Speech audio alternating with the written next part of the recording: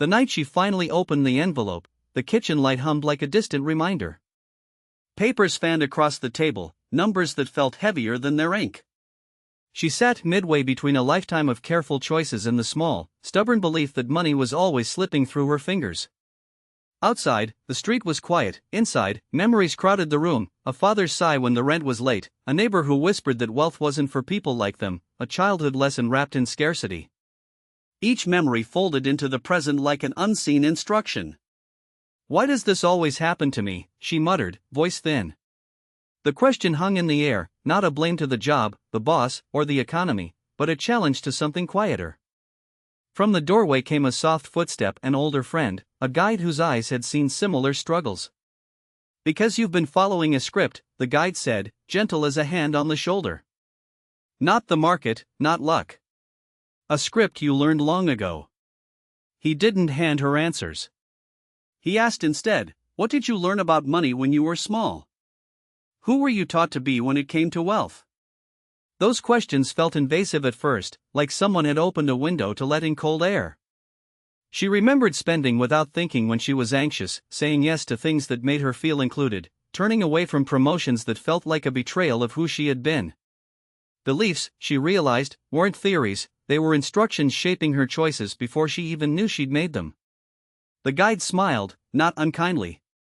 "The law of attraction doesn't simply grant wishes," he said. "It mirrors what you emotionally expect.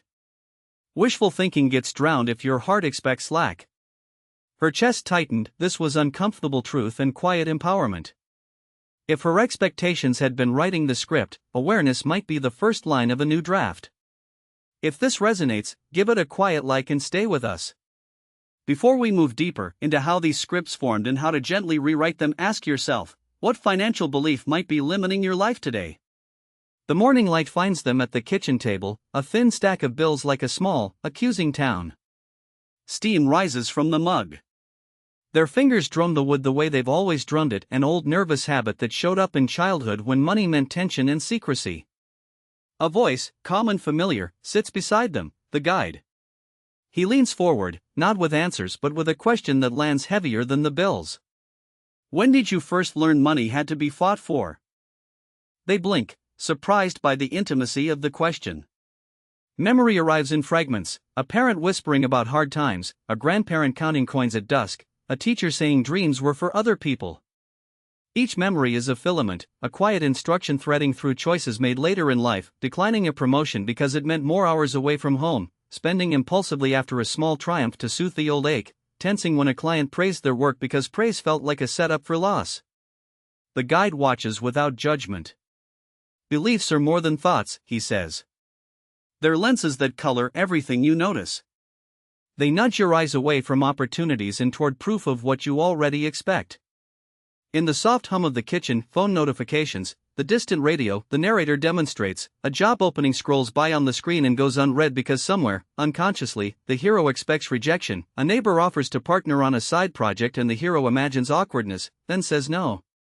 We see the consequences in tiny, cinematic details: the hand hesitating over a savings transfer, the wallet opening to familiar, small denominations, the instinct to apologize when receiving a compliment about success.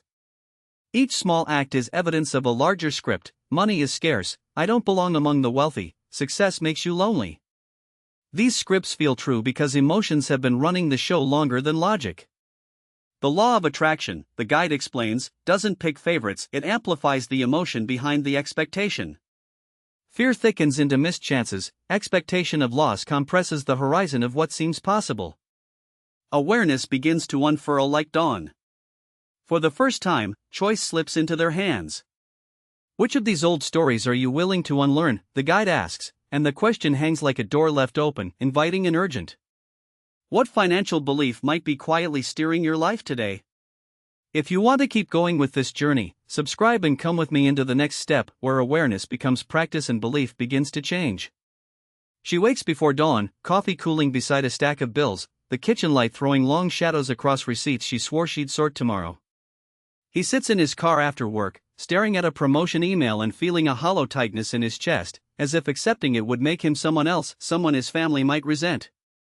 In small, ordinary moments, they act out invisible scripts: rush to spend when comfort arrives, hesitate when opportunity knocks, apologize for wanting more as if desire itself were shameful. The guide watches, not with judgment but with a soft, steady curiosity. "Tell me the story you heard about money as a child," she asks, leaning into the quiet. He remembers a living room where scarcity was spoken like scripture. "Money doesn't grow on trees," a parent whispered, eyes tired. She remembers being taught that generosity means sacrifice, that wealth equals vanity. Those phrases became rules, embedded until they felt as solid as concrete. Scene shifts to a supermarket aisle. A small impulse buy is a brief victory, followed by guilt that exactly mirrors the childhood lines.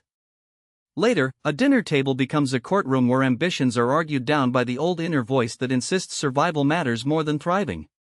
The guide names the patterns aloud: avoidance, fear of judgment, self-sabotage, and with naming comes a tiny crack in their certainty.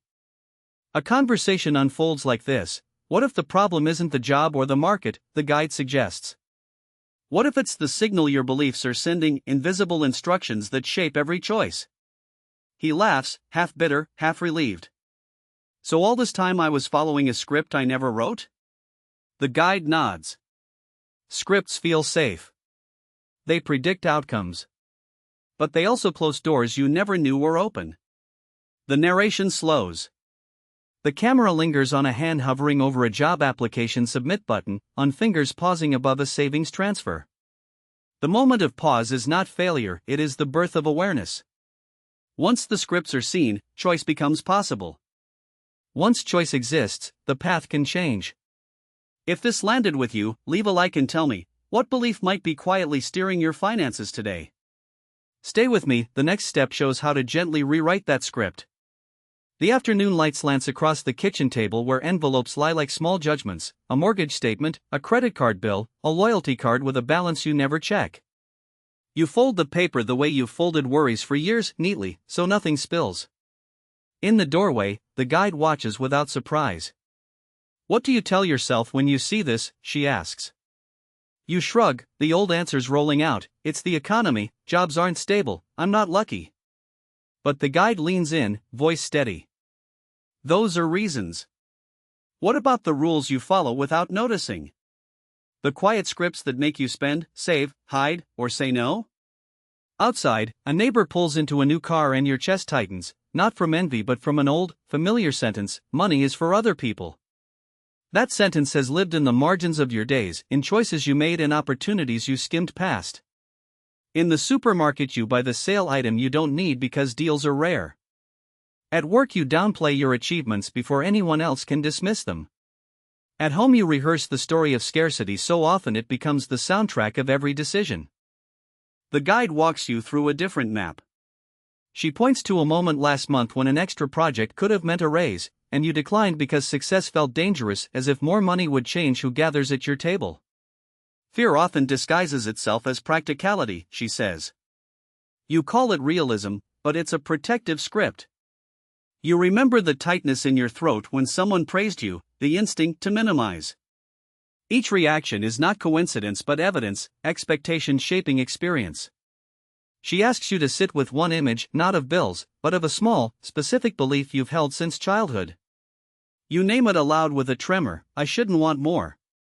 The guide doesn't judge, she simply nods, then frames the truth with the calm of someone who's seen this before: beliefs are instructions. They sort the world for you. The realization lands like a door opening somewhere deep inside: if those instructions can run you, perhaps they can be rewritten. You feel equal parts exposed and relieved. A choice flickers, faint but real. The guide smiles and says there's a simple experiment ahead, something you can try tomorrow that will test this idea. Before she explains, she asks quietly, "What belief will you name right now? If this resonates, leave a comment and follow. We'll practice the first change together in the next step." The guide leans forward, the lamplight soft on the kitchen table where the hero has been spreading out bills like a map of old wounds. Outside, a late spring rain taps the window, steady, familiar. "Listen," the guide says, voice even, "your reactions are not accidents. They're lines of code you learned long ago." The hero rubs a thumb along a coffee ring, eyes narrowing. "I thought it was my job, the economy, everything else," she answers. That's the story you've been handed, the guide replies. But stories can be rewritten. He opens a small notebook and reads one line aloud as if naming a spell: money is hard to keep. The hero flinches as if struck. When you believe that, you spend fast to outrun the anxiety. You avoid conversations about pay raises because confrontation feels like loss. Opportunities that look risky get labeled dangerous before you even try. Across the table, her husband watches. He folds his hands and remembers the months he turned down at training that might have led to promotion, afraid the extra money would change how his sister treated him. The guide sketches a scene, a young version of the hero watching her parents argue about debt, a whispered verdict: "We're never rich," cemented into a child's heart. Cinematic close-ups show the moment the belief settled, a small, unconscious choice repeated until it became the path. Beliefs are not moral, the guide adds. They're efficient. They protect you from imagined harm. But they also hide possible futures. A silence follows, heavy and open. The hero breathes, feeling the first honest curiosity in months. "What do I do?" she asks. The guide smiles like someone who has asked the same question in many rooms. Start by noticing. Name the script that played when you just reached for the credit card.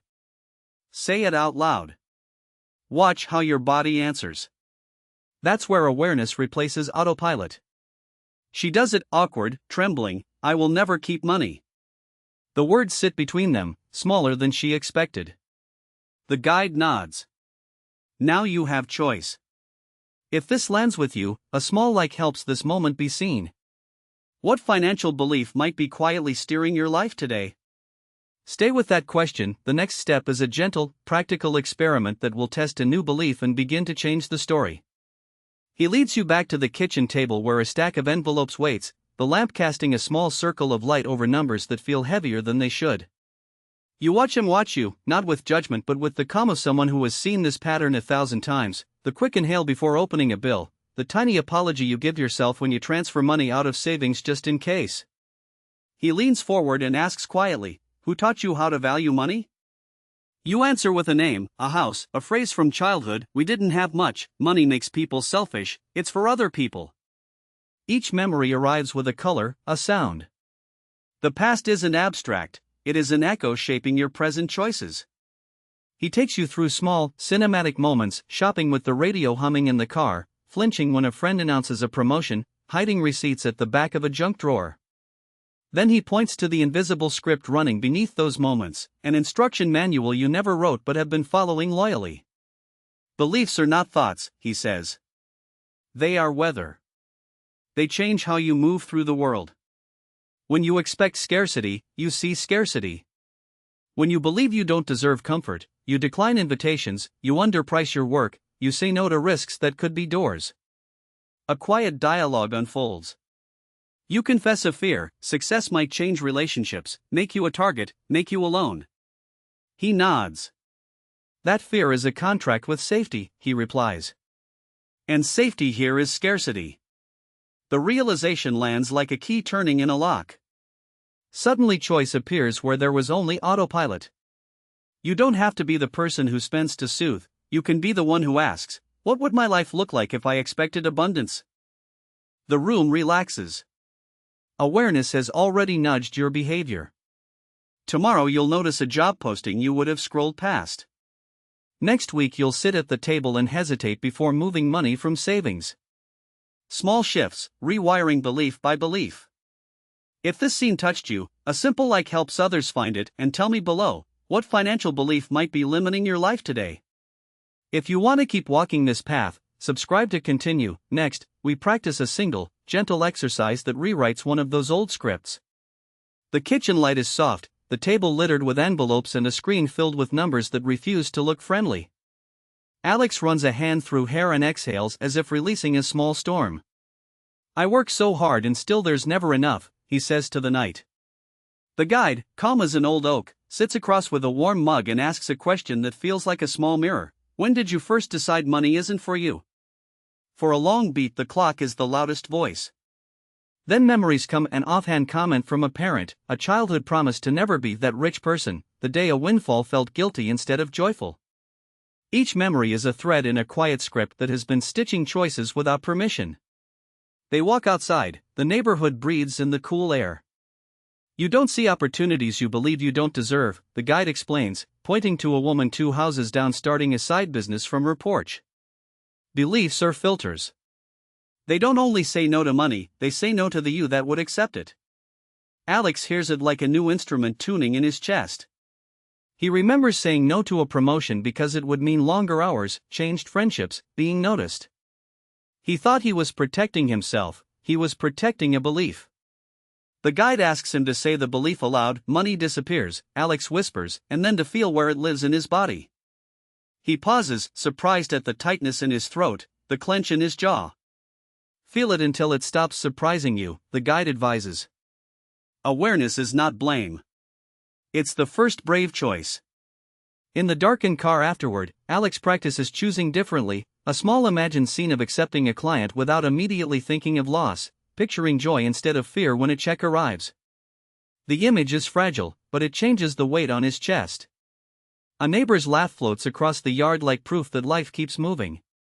Alex returns inside with a notebook and a line of questions the guide taught him. Where did this belief begin? Who reinforced it? What would be different if it were untrue? He writes slowly, each answer loosening a seam. The path forward is not sudden wealth but a sequence of small, brave choices that align feeling with possibility. Which financial belief might be limiting your life today? If this touched you, stay with us. Next, we practice a concrete shift that turns awareness into action. The morning light finds him at the small kitchen table again, bills stacked like a quiet accusation. He runs a thumb along the envelopes and remembers the guide's voice, calm and certain. What you expect shapes what you notice. He breathes, and instead of dialing his reflexive excuse, I don't deserve more, he speaks a different sentence aloud, almost as if testing the sound, I can manage money with calm. The words feel foreign. An old inner voice snaps back, thin and sardonic, who are you kidding? He smiles, not with triumph but with curiosity, and answers it like a practiced friend, let's try curiosity today. Outside, the neighborhood stirs, neighbors watering plants, the mail carrier laughing with a child. Small scenes he used to ignore begin to look like evidence. He notices the man across the street installing solar panels and thinks, opportunity. He used to filter those moments through self-doubt, now he simply writes the observation on a napkin and later researches prices. That simple act, observation without immediate judgment, becomes his first experiment. At work, an offer arrives. A short freelance project that pays better than he expected. Old script him imagines sabotage, they'll rescind it, but the new practice is different. He breathes, feels the old fear, and still responds with gratitude. He accepts. The project proceeds smoothly, and the payment lands. It's small, but the feeling that something had shifted is palpable, not magic, but a gentle alignment between expectation and result. Friends notice. A sister teases, you're getting soft on yourself. He laughs, and for the first time says, maybe I'm choosing differently. That sentence triggers gentle resistance, old attachments to identity like, I've always been the one who struggles.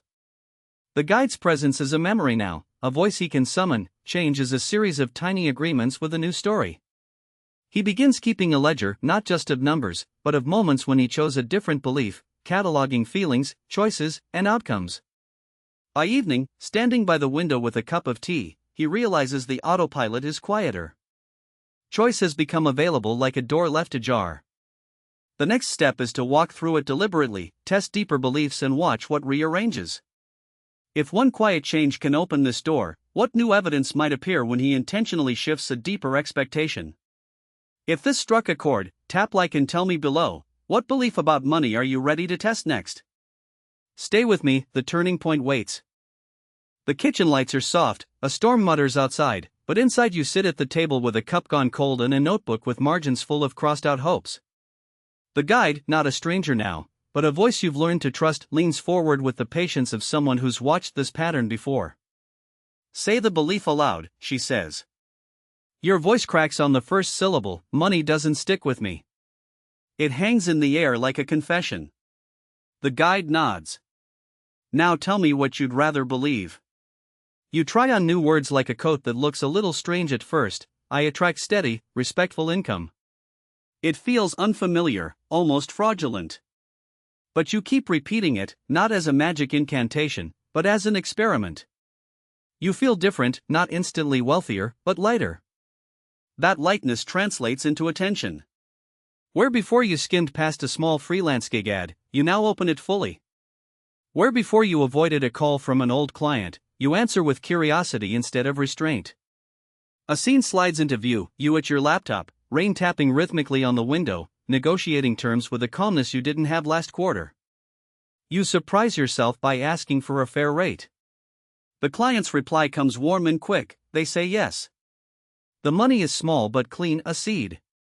Emotion follows the fact, relief, then a whisper of pride. The old script tries to reassert itself, this won't last, but the guide teaches you to breathe through it, to notice the fear without obeying it. You begin to catalog these quiet wins, a return deposit, a saved $50, a boundary set with a friend who kept expecting favors. Each small proof rewrites the internal ledger. Choices expand.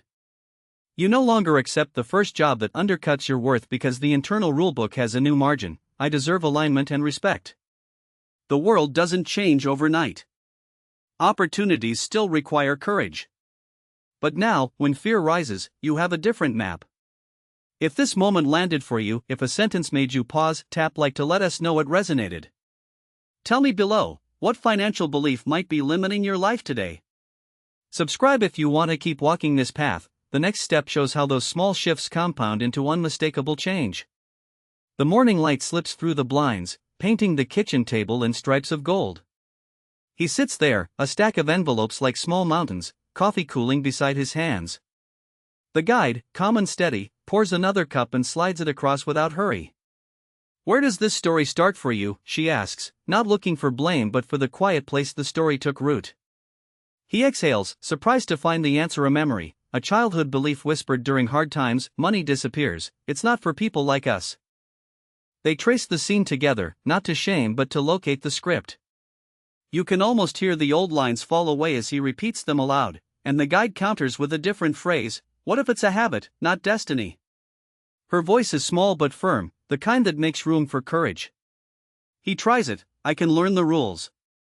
I can keep what I create. The words sound foreign and then, slowly, like a seed taking down roots. What follows is quiet and cinematic, small acts that carry the weight of change. He cashes out a credit card he had avoided, arranges a call with a financial advisor, says yes to a freelance offer he would have dismissed. Each choice is a rehearsal for a new expectation.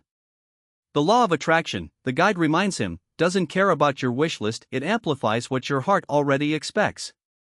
So the work becomes inner, expect abundance, not because it's easy, but because you have rewired your response to fear. There's a moment of tension when an old friend teases him for becoming careful.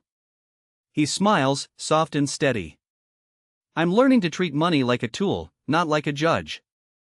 Relief floods his face. The scene dissolves into a montage, family dinners with less worry, a savings balance he watches like a friend, opportunities he notices because his mind no longer filters them out. This isn't magic. It's honest, daily practice, awareness replacing autopilot. If this landed with you, tap the like, tell me in the comments, what financial belief might be quietly limiting your life today? If you want the next step, simple daily rituals to hold this new expectation, subscribe and join the next chapter.